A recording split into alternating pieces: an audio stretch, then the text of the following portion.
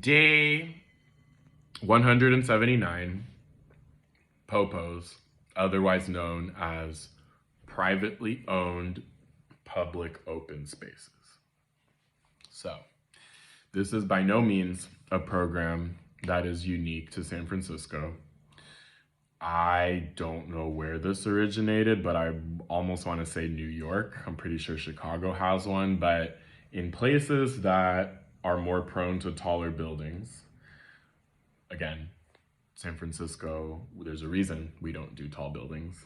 And it's one of those situations where when the next earthquake happens, it's going to be very interesting because we put in some really tall buildings when we really shouldn't have buildings that are that tall. Anyway, 1985, San Francisco, because we didn't want to become like New York, imposed a program where if your building goes up a certain number, a certain height, past some limit, you have to donate 1% of your budget back to some form of public good, some form of public art. One of the options I was just looking up is you can actually donate to the Public Art Fund, but what many of these developers and companies have opted to do is create these public spaces. There's something like almost 70 of them, and it is very, very worthwhile to look up the list of POPOs in San Francisco. They are all downtown. They are literally hidden in plain sight.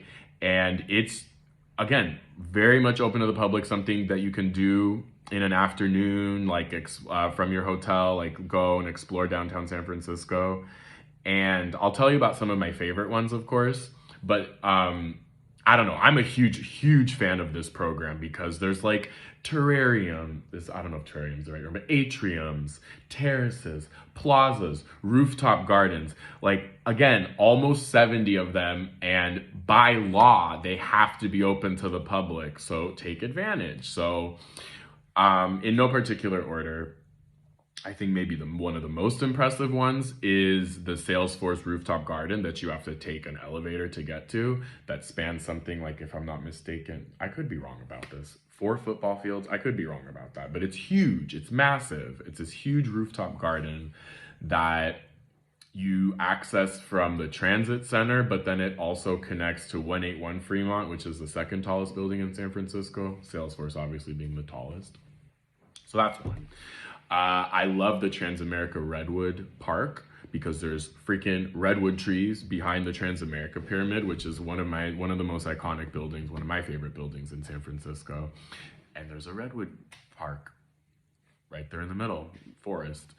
And it was closed for the longest time. So yeah, that's another one you should check out. Crocker Galleria. Look up where Crocker Galleria is. They have a really awesome seating area that literally nobody knows about, hiding in plain sight. It's this beautiful, gorgeous outdoor, like kind of outdoor shopping center that's normally empty. Last but certainly not least, just because this is a favorite of me and my best friend, where we would always meet up, is the ones that are outside of the Embarcadero Center. So there's Embarcadero Center 1, 2, 3, and 4. They have these, I guess they're kind of connected. They're hidden. Again, that's kind of part of the secret, is that these buildings don't announce because they don't want to invite people. It's just that by law they have to. But if you go by,